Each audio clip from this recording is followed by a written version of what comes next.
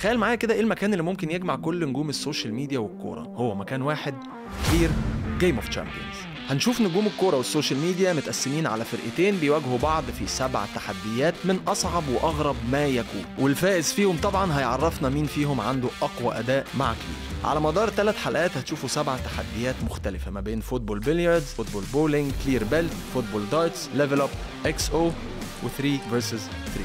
ولكن أول حلقة كان فيها خروج عن السيطرة كتير. ففي أول الحلقة كابتن زيدان قرر يقع على الأرض ياخد كوع في وشه وبيقول إن في حد تعدى حدوده في اللعبة، ودخلنا على ليفل اب في الآخر وحاولنا إن احنا نمشي الأمور بهدوء، ولكن دخول محمود جنش غير كل الموازين.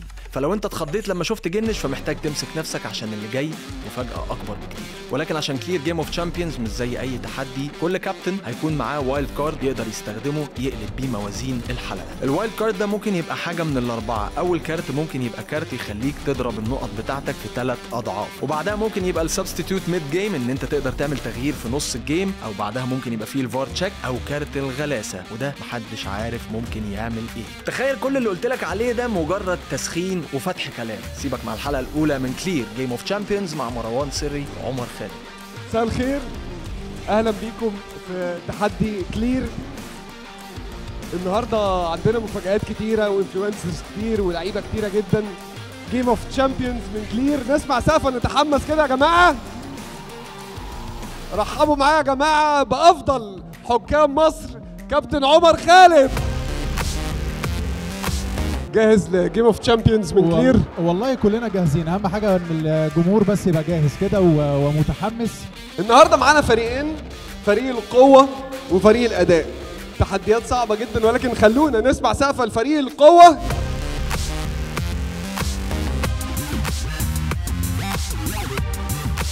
وحان وقت الناس اللي هتشيل الفريق بجد، صح كده؟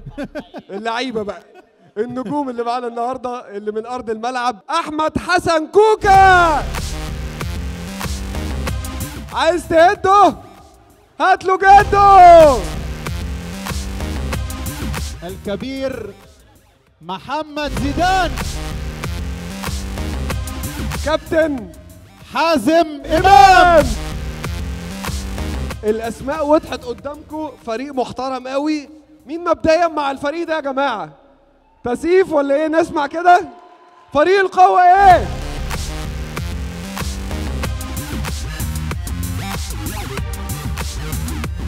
طيب فريق الاداء لا يقل بالمرة عن قوة فريق القوة.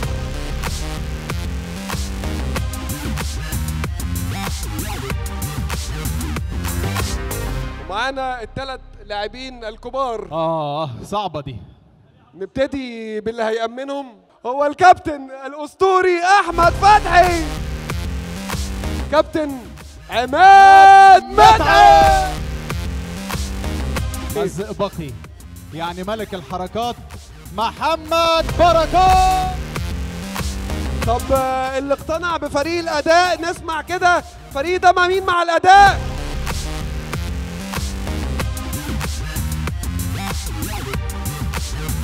موضوع كبير هنا يا كابتن بركات. كابتن بركات، انت ليه وانت طالع بصيت للكابتن زيدان بصه مش احسن ما يكون يعني؟ يا جماعه الحريفه هنا هم، الحريفه هم. ايه ده؟ طبعا خبط قبل ما نبتدي. الحريفه هم. البصه انا جايب لك عماد متعب علشان ياكد لك مين اللي احسن النهارده. الله الله الله الله الله الله، رد عليه. هنشوف في الملعب. ملعب بينا. هنشوف في الملعب. انت رغيت كتير، احنا مش بتوع رغي. الحريفه هنا جايين نشتغل قدام الناس. دي مجموعه بتكسر، بس هنا حرفانه ومهارات. هنتفرج. يلا بينا كابتن مروان. نبتدي باول تحدي، والتحدي الاول هو فوتبول بلياردو. كل فريق هيلعب راوند واحدة، في كل راوند بيشارك 2 لعيبة، الكابتن والانفلونسر. اللعب بنظام ال8 بول بول بس بشكل مبسط. كل فريق عنده 4 كور، والكرة الخامسة هي كرة مختلفة. كابتن عمر اتفضل بقى في ارض المعركه. حاضر. نبتدي التحدي الاول.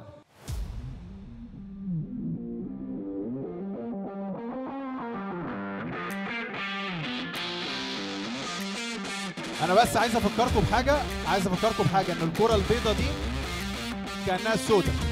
البيضه دي هي السوداء، اخر واحده تنزل.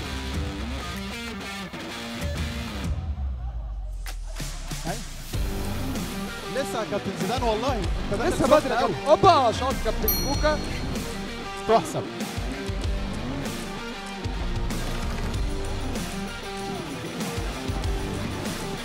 تحسب تحسب تحسب.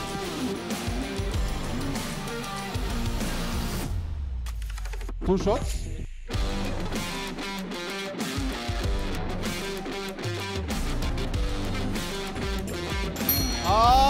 ايوه يا كابتن. كابتن عماد متعب يحرز الاولى.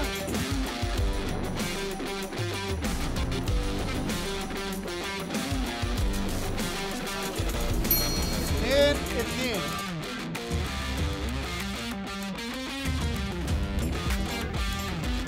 شوف كابتن زيدان اتعرض للضرب بكوعه كابتن عماد. الدم يا جماعه. لمس الكوره. 3-2.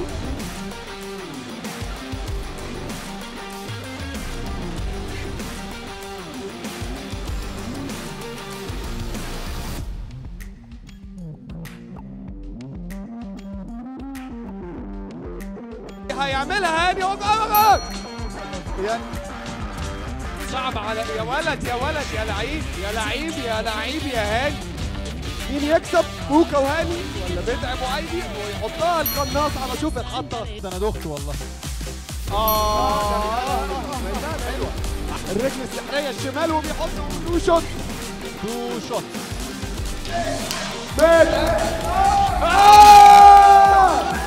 خرجت بره يا كابتن زيدان بيتخانق. حلو قوي كابتن زيدان. انا اسف بعد اذن حضرتك. خد انذار والله كابتن زيدان. اكيد يعني اداء هيخلص اهو.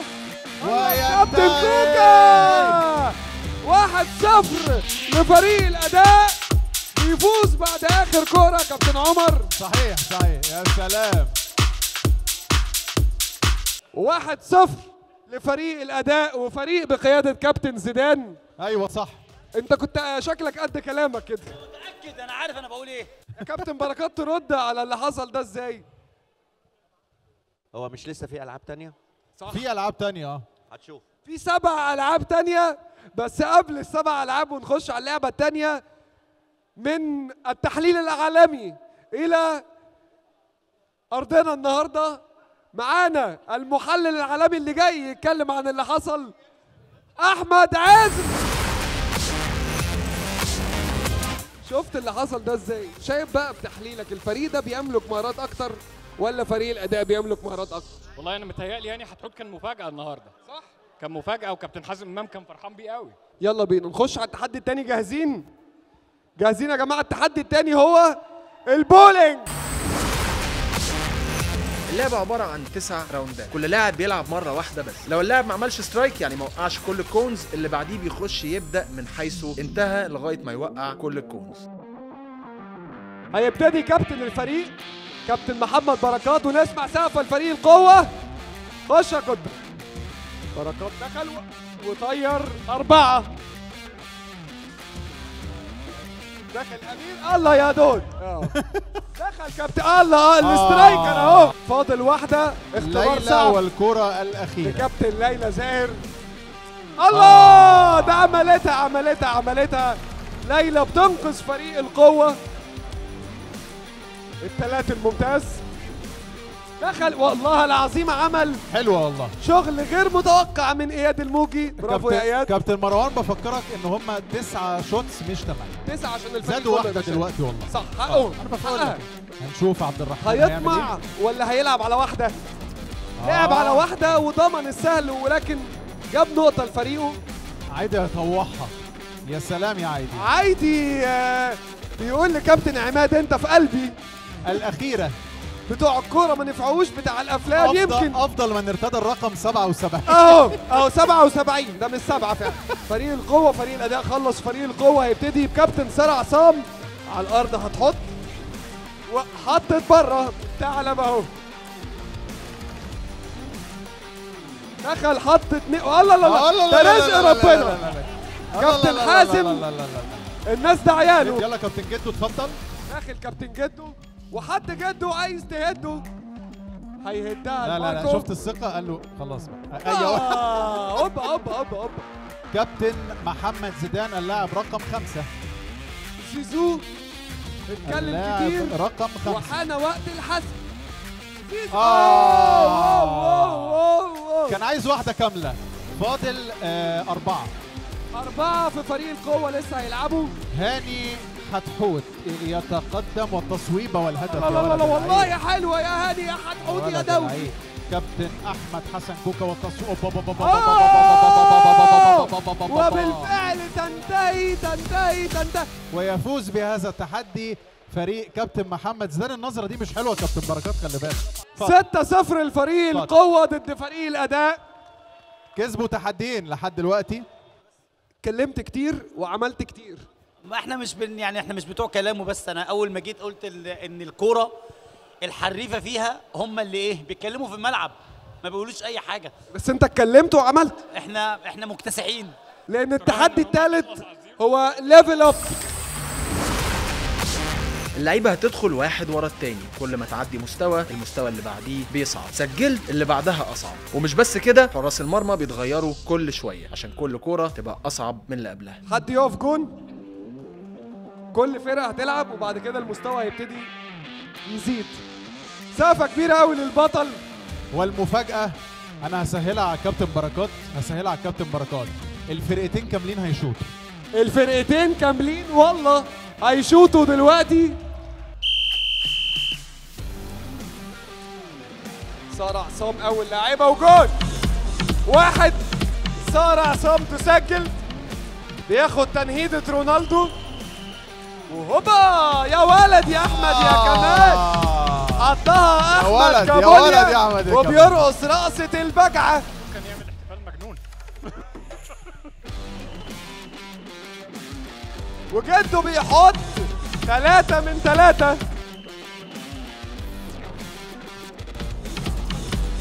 حلوة دي. نصعب الموضوع شوية. عايز تصعب؟ نصعبه شوية. هتعمل ايه؟ نسقف سقفة كبيرة ليحيى يا جماعة.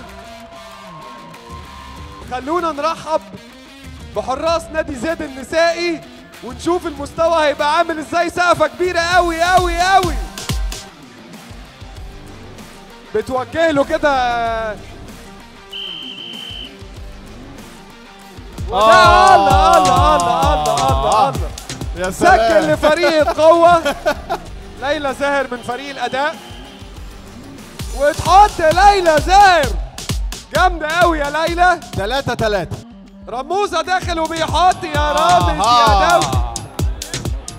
طلياني حاجة طلياني يا كابتن عز. وحط عيني.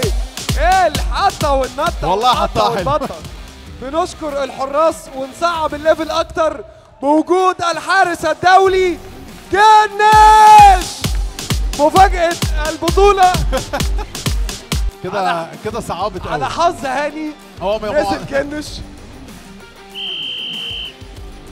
وشاط هاني يا واد. الله الله الله الله الله. اوبا صد جنش من اياد الموجي.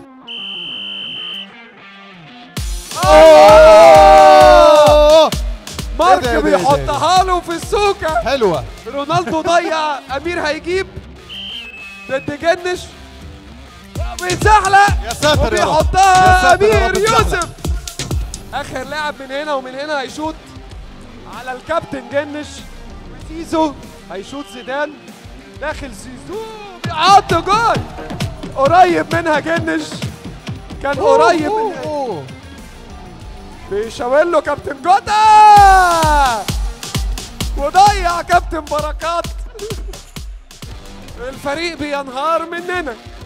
كابتن جنش بيتنازل عن كرة حازم امام، ولكن بنشكر كابتن جنش جدا جدا جدا يا جماعة. وفي مفاجأة أخرى لداخل ضربة جزاء. شكرا يا كابتن شكرا يا جنش. كابتن تحية جنش. كبيرة جدا جدا جدا. سقفة كابتن جنش. للحارس جنش الأسطوري، هو الأسطورة المصرية، الحارس التاريخي عصام الحضري. مفاجأة وخليني اقول لكم على حاجه. طيب المفاجأة انه فاضل ضربتين جزاء لكل فريق، وكل ضربة جزاء فيهم بنقطتين. داخل الثعلب ضد الحضري ويحطها له في الزاويه ويديها له جامده قوي قوي. ولا حضري باتنين دي باتنين دي كده. بس انا هو عارف بفكر هيعمل إيه. بفكر ان فرقة كابتن زيدان فرقة بفارق 4 نقاط. كابتن فتحي الزميل وحطها له. اوعى اوعى يا حضري. حطه يمين ووداه شمال وضيع وضاعت. كوكا. ولسه في فرصه، ما صدش الحضري بس طلعت بره. متعب ضد الحضري بيسمي وبيحط واحده. ايوه يا كابتن، عملها الحطه والنطه والقطه والبطه. عماد متعب يحرق. اخر اتنين. هو اخر اتنين ده يعني هم متعدين، انا وانت اللي هنحسمها؟ ايه؟ عشان ده الكابتن كابتن قال زيدان هيضربني. اجباري عمر هيشوط معاكم وانا هشوط مع فريق الاداء. الله في عصام الحضري.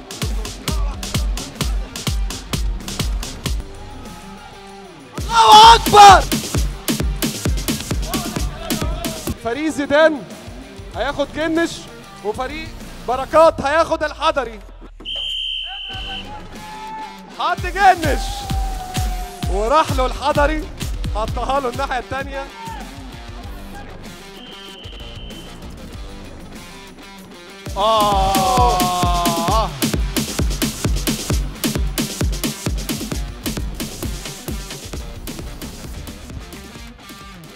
واحده واحده عشوائي.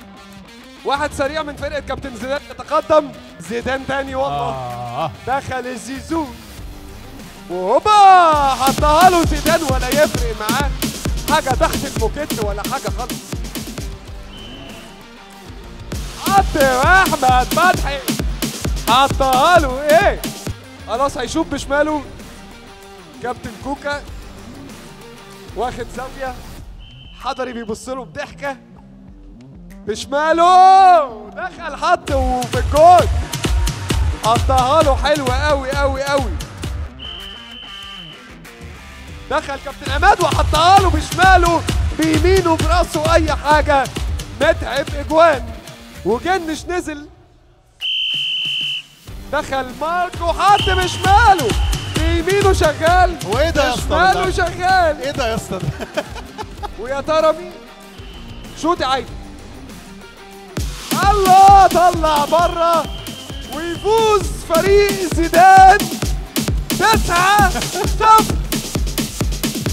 كابتن بركات مأكد لي انها مش هتخلص على الصفر. يعني لحد دلوقتي النتيجه ما بتعبرش خالص عن سر مجريات التحدي. بالله عليك هو كام 9-0. لا استنى، احنا بطلنا نعد خلاص. احنا بقينا بنلعب التحدي من وبعدين على فكره انا عايز اضم واحد معانا بالفرقه. اضم عمر وجنش. الله وسيرسي. سري بقول لك احنا جايين نلعب نفسنا ولا ايه؟ يا كابتن بركات يا كابتن مش هينفع الكلام ده يا كابتن. طب كابتن بركات هياخد التريبل بوينتس في التحدي ده. شفنا بداية حماسية في الحلقة الأولى وثلاث تحديات من أصل 7. يا ترى هيحصل إيه في الحلقتين التانيين؟ مين هيتفوق؟ مين هيرجع؟ مين هيكسب؟ ده اللي هنشوفه في الحلقة الثانية وفي الحلقة الثالثة من كلير جيم اوف تشامبيونز.